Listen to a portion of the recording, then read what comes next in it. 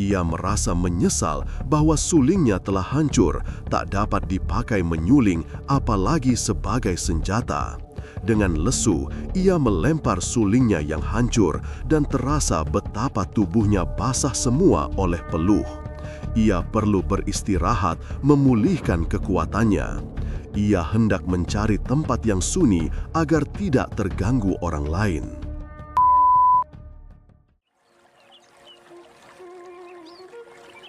Assalamualaikum Baraya PCD, selamat datang di channel Perpus Cerita Dongeng. Pada video kali ini adalah lanjutan dari cerita kisah Pendekar Suling Emas, episode yang ke-12. Jangan lupa subscribe dan menyalakan lonceng notifikasi, agar tidak ketinggalan cerita seru lainnya. Langsung saja kita simak ceritanya.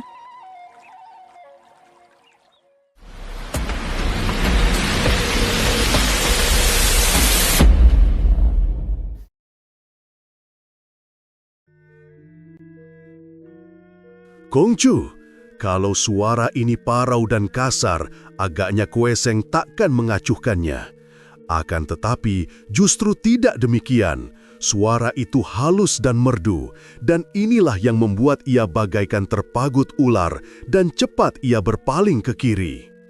Dia sendiri di situ, siapa lagi kalau bukan Ang Xiaohua.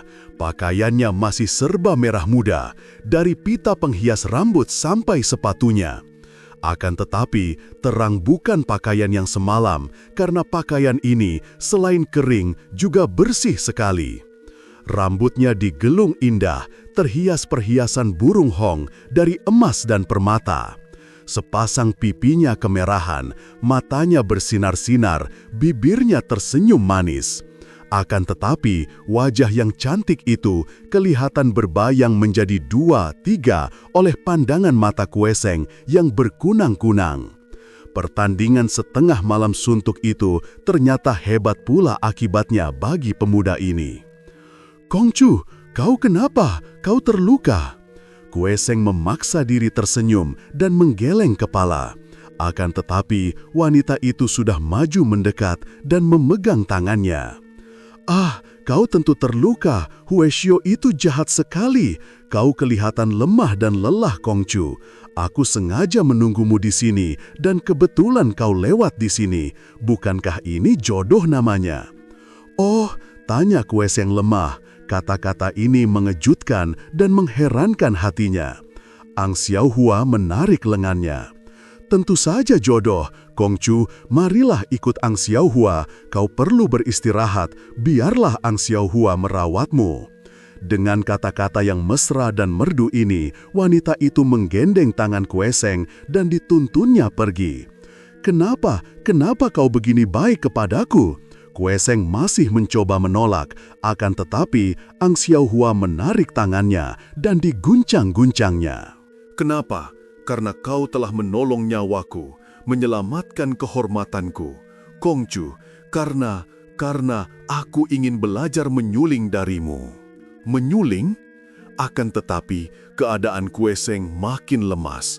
Pertemuan ini mengganggu hati dan pikirannya, dan amat merugikannya, karena seharusnya ia dapat beristirahat memulihkan tenaga dalam yang banyak dikerahkan dalam pertempuran. Bagaikan seorang mimpi dan linglung, ia membiarkan dirinya digandeng dan dituntun Ang Xiaohua. Dan ia hampir tidak sadar kemana ia dibawa oleh wanita itu. Ketika Kueseng membuka matanya, ia telah rebah di atas pembaringan yang hangat, bersih, dan berbau harum. Kamar itu indah sekali, dan di pinggir pembaringan ia melihat Ang Xiaohua duduk memijiti pundak dan lengannya. Melihat betapa di atas meja ada lilin tertutup sutra biru, ia heran dan tahu bahwa saat itu hari telah malam. Akan tetapi, melihat wanita cantik itu duduk begitu dekat dengannya dan hanya mengenakan pakaian yang tipis, ia meramkan matanya kembali. "Ambilkan bubur dan sayur itu, kemudian kalian pergi tinggalkan kamar ini. Aku hendak melayani Kongcu makan." Terdengar Ang Xiaohua berkata perlahan. Dari balik bulu matanya, Kue Seng melihat dua orang wanita pelayan yang tadinya duduk di bawah, bangkit berdiri. Tak lama kemudian, mereka datang lagi, membawa baki terisi hidangan untuknya. "Kongcu, kau harus makan dulu, sudah sehari penuh kau tidur," kata Ang Xiaohua sambil menyingkapkan selimut yang menutupi tubuh Kue Seng. Pemuda ini bangkit duduk, memandang ke sekeliling, lalu berkata, penuh kegugupan dan malu-malu. Agaknya aku tak sadar tertidur di sini. Menyusahkan Nona saja, biarkan aku pergi." Akan tetapi, Ang Xiaohua orangkulnya. "Mengapa begitu, Kongcu? Tidak sudikah Kongcu menerima pembalasan budi dariku? Apakah Kongcu seperti orang-orang lain memandang rendah kepadaku, seorang pelacur?"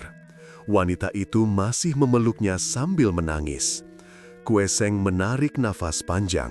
Ia suka kepada Nona ini, yang selain cantik jelita, juga halus tutur sapanya, baik budinya. Akan tetapi, tentu saja ia tidak suka melibatkan dirinya dalam perhubungan dengan seorang pelacur. "Sudahlah Nona, aku sekali-kali tidak memandang rendah kepadamu. Kau baik sekali." Nona itu mengangkat mukanya dan biarpun air mata masih membasahi pipinya, ia tersenyum gembira. "Marilah makan, Kongcu," katanya merdu. Kue Seng tidak menolak lagi, perutnya amat lapar. Tidur sehari itu amat bermanfaat baginya, memulihkan sebagian tenaganya. Setelah makan yang dilayani amat mesra oleh Ang Xiaohua, ia merasa tubuhnya segar kembali. Ang Xiaohua menapuk tangannya dan dua orang pelayan datang dan segera diperintahnya untuk membersihkan mangkok piring, lalu menyuruh mereka pergi lagi. Kemudian, dengan gerakan lemah gemulai dan mesra, tanpa ragu-ragu atau malu-malu lagi, Ang Xiaohua lalu menghampiri Kue Seng dan duduk di atas pangkuannya. Nona ini, bagaimana Kue Seng tergagap. "Kongcu, budimu terlalu besar. Tak tahu aku dengan apa aku harus membalas budimu, selain dengan penyerahan diriku menjadi hambamu, menjadi budakmu, dan melakukan apa saja untuk membalas budimu. Kongcu, bolehkah aku mengetahui namamu?" Tidak karuan rasa hati Kue Seng. Kepalanya sampai terasa pening, dan dengan halus ia mendorong tubuh Nona itu dari atas pangkuannya. "Nona, duduklah yang betul dan mari kita bicara. Kau mau tahu namaku? Aku adalah Kue Seng, seorang pelajar gagal yang tiada tempat tinggal, miskin dan tak berharga." Kue Kongcu, mengapa bicara begitu? Kau seorang budiman, gagah perkasa, dan amat berharga. Kalau mau bicara tentang orang tak berharga, akulah orangnya. Kembali Nona itu menangis, dan ia kini duduk di atas kursi dan menutupi muka dengan kedua tangannya. Kue Seng melihat air mata menetes dari celah-celah jari tangan yang putih, halus, dan kecil meruncing itu. "Nona, kulihat kau bukan orang sembarangan. Kau terpelajar dan tidak kelihatan seperti gadis bodoh. Mengapa kau sampai?" Tidak kuasa ia melanjutkan kata-katanya menyebut pelacur. "Sampai menjadi pelacur." Ang Xiaohua menurunkan tangannya dan mukanya menjadi merah sekali. Air mata menetes di sepanjang kedua pipinya yang halus kemerahan. Panjang ceritanya Kue Kongcu. Ketahuilah, di waktu kecilku, aku adalah seorang berdarah bangsawan. Ayahku seorang pangeran dari kerajaan Tang. Kaget seperti disambar petir rasa hati Kue Seng. Mengapa sampai begini? Nona itu dengan suara pilu bercerita. Ayahnya memang seorang pangeran bernama Hu Sichai yang mempunyai sepasang putri kembar. Ketika kerajaan Tang runtuh, sekeluarga pangeran ini menjadi korban pula. Semua tewas, kecuali sepasang anak kembar itu yang berhasil dibawa lari oleh seorang pelayan. Kemudian aku akan mencarikan orang tua yang baik, yang suka memungutmu sebagai anak. Adapun tentang Nona Hui Gin In, biarlah perlahan-perlahan kucarikan untukmu. Kue Kongcu, kau menumpuk budi kebaikan padaku. Ang Xiaohua menubruk Kue Seng dan menangis sambil mendekap dada pemuda itu dengan mukanya. Kini Kue Seng tidak menolaknya, mengusap-usap rambut wanita itu dengan penuh perasaan kasihan dan sayang. Seorang putri pangeran sampai begini, pikirnya. Karena ia yakin bahwa semua sikap Nona ini bukan pura-pura, melainkan keluar dari setulusnya hati yang amat berhutang budi kepadanya, maka ia pun tidak tega untuk menolak pernyataan kasih sayangnya, apalagi memang ia amat tertarik oleh Nona yang memiliki kecantikan jarang keduanya ini. Setelah reda menangis, tanpa melepaskan pelukannya, Ang Xiaohua berkata, suaranya mesra dan manja. Aku tertarik sekali oleh bunyi sulingmu, Kue Koko. Kuharap kau suka mengajarku. Hati Kue Seng berdebar sebutan Kongcu, tuan muda, berubah menjadi Koko, kakanda ini. Sulingku remuk oleh si Huesyo jahanam, jawabnya, masih mengagumi rambut hitam halus panjang dan harum itu. Di sebelah barat telaga ada penjual suling yang baik, biarlah kusuruh pelayan membeli untukmu. Tak usah, biarlah ku beli sendiri besok. Memilih sebuah suling bukanlah sembarangan, harus dicoba dulu. Malam itu merupakan malam yang amat mesra bagi Kue Seng. Akan tetapi juga malam yang menimbulkan kasihan di hatinya terhadap Ang Xiaohua. Rasa kasihan yang tentu dengan mudah akan menggelimpang menjadi rasa cinta kalau saja ia tidak teringat bahwa Nona ini adalah seorang pelacur. Di lain pihak, sama sekali tidaklah aneh kalau Ang Xiaohua Hu Qiyin jatuh cinta kepada Kue Seng karena selama hidupnya, baru sekarang ia bertemu dengan pemuda yang tidak memandangnya sebagai seorang pelacur yang hina. Biasanya, laki-laki yang manapun juga hanya akan menganggap ia sebagai barang permainan yang datang kepadanya dengan kandungan nafsu dan mengharapkan kesenangan dan hiburan daripadanya. Akan tetapi, Kue Seng ini berbeda sekali. Pemuda tampan ini menolongnya tanpa pamrih, menganggapnya manusia terhormat, maka sekaligus hatinya jatuh dan tidak mengherankan kalau dia dengan rela menyerahkan jiwa raga kepada Kue Seng dan mengharapkan untuk dapat melayani pemuda itu selama hidupnya. Pada keesokan harinya, pagi-pagi sekali, Kue Seng berpamit kepada Ang Xiaohua yang masih setengah tidur di atas pembaringan. Moi, aku pergi dulu, hendak mencari suling yang baik. Dengan mata masih setengah meram, Ang Xiaohua mengembangkan kedua lengannya yang berkulit putih halus ke arah Kue Seng, lalu berkata, suaranya mesra dan penuh cinta kasih. Kue Koko, jangan kau tinggalkan aku lagi. Kue Seng merasa terharu sekali. Ia merasa yakin akan perasaan cinta wanita ini kepadanya. Untuk sejenak, jari-jari tangan mereka saling cengkram, lalu Kue Seng melepaskannya dan berkata sambil tersenyum, jangan khawatir, Moi, aku tak akan meninggalkanmu begitu saja sebelum kau pandai bersuling. Entah mengapa ia sendiri tidak tahu, pagi itu Kue Seng merasa gembira sekali. Lenyap sudah rasa lelah dan lemah sebagai akibat pertandingan mati-matian melawan Ban Pi Luocia. Sinar matahari pagi yang menyoroti permukaan air telaga dan pohon-pohon di sekitarnya tampak amat indah menyegarkan. Suara kicau burung pagi amat sedap, tidak seperti biasanya. Dan pemuda ini tersenyum, matanya bersinar-sinar, dan kedua pipinya menjadi kemerahan. Bibirnya tersenyum aneh kalau ia teringat pada Ang Xiaohua. Ia harus mencari suling yang baik, tidak saja yang baik suaranya, akan tetapi juga yang memenuhi syarat untuk menjadi senjata. Bambu yang pilihan, tua dan kering betul. Benar seperti dikatakan Ang Xiaohua, di sebelah barat telaga itu terdapat seorang penjual suling buatannya sendiri. Akan tetapi, Kue Seng kecewa melihat bahwa biarpun pembuatannya amat halus, namun bahannya terbuat daripada bambu biasa saja. Saya mempunyai sebatang bambu berbintik hitam yang biasa disebut bambu berbintik hitam Kongcu. bambu itu saya beli mahal dari seorang perantau di lembah Wangho. Akan tetapi, karena mahalnya, sampai sekarang belum saya bikin suling, takut tidak akan ada yang berani membelinya. Akhirnya si tukang pembuat suling itu berkata, Kue Seng girang sekali. Ia mengenal bambu naga hitam sebagai bambu yang kuat dan lurus, maka amatlah baik untuk dijadikan suling dan dibuat senjata. Mana bambu itu? Kenapa tidak dari tadi kau bilang? Keluarkanlah, biar aku melihatnya. Setelah bambu itu dikeluarkan, Kue Seng menjadi girang sekali. Benar, bambu naga hitam yang amat baik, tua dan sudah kering betul. Mereka tawar-menawar, kemudian Kue Seng berkata, "Jadilah, harap kau buatkan suling dari bambu ini sekarang juga, aku akan menunggunya." Setengah hari lebih, Kue Seng berada di rumah pembuat suling itu.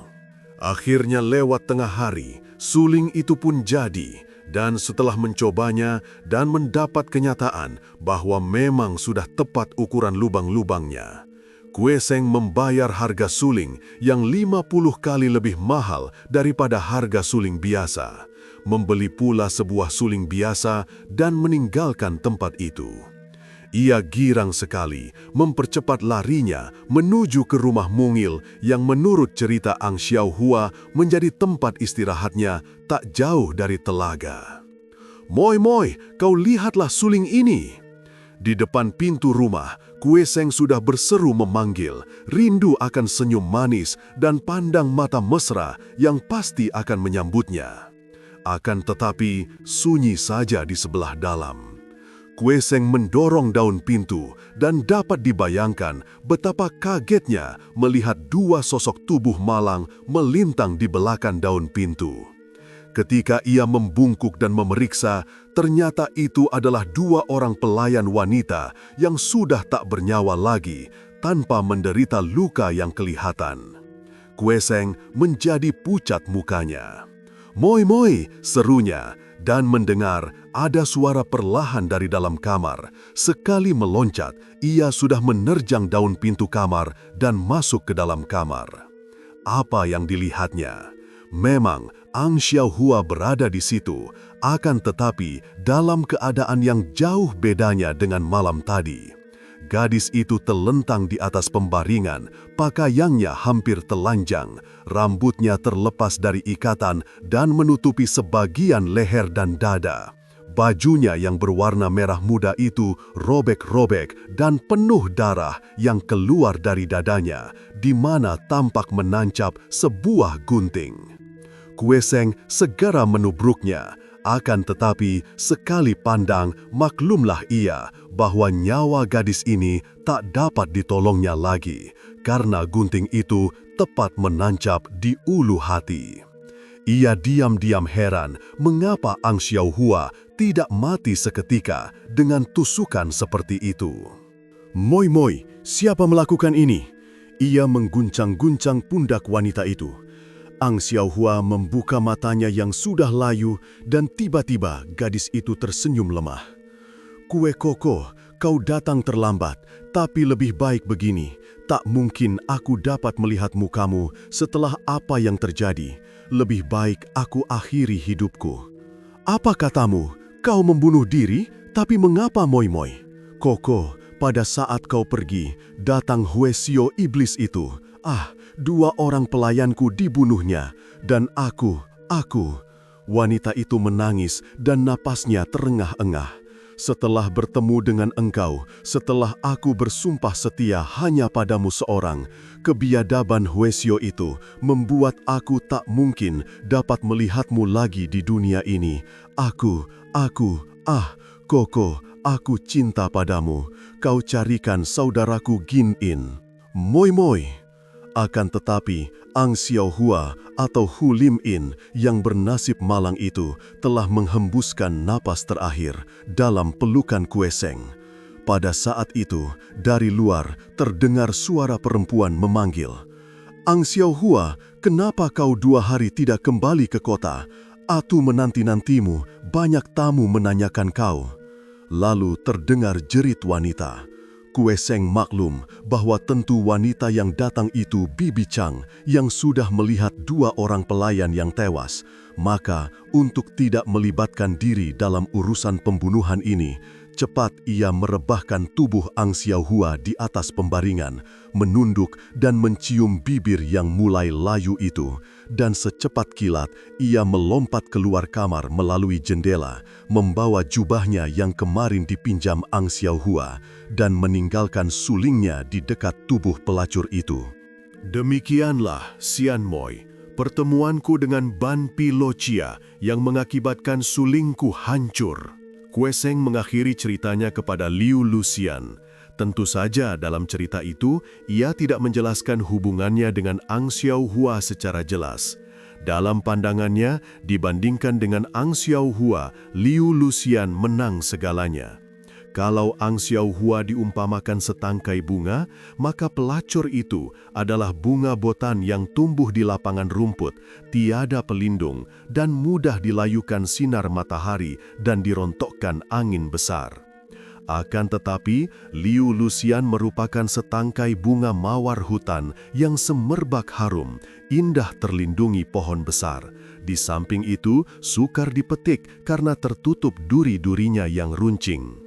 Kue Koko, mengapa ketika kau bercerita tentang dicemarkannya pelacur itu oleh Ban Pilocia, matamu berkilat marah?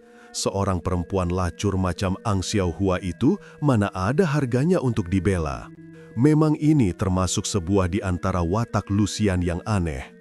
Kalau ada laki-laki menyatakan suka atau tertarik oleh wanita lain, biarpun laki-laki itu bukan apa-apanya, ia akan merasa iri hati dan cemburu. Di lain pihak, Kue Seng adalah seorang pemuda yang sama sekali belum berpengalaman tentang wanita dan asmara.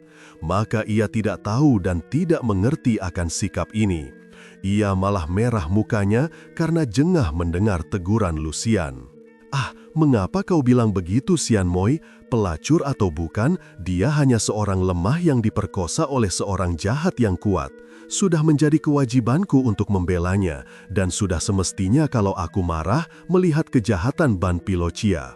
Aku mengharapkan perjumpaan sekali lagi dengan pendeta iblis itu." Makin tak senang hati Luxian karena dianggapnya bahwa kematian pelacur itu membuat Kue Seng sakit hati, dan ini menandakan bahwa pemuda itu jatuh cinta kepada si pelacur.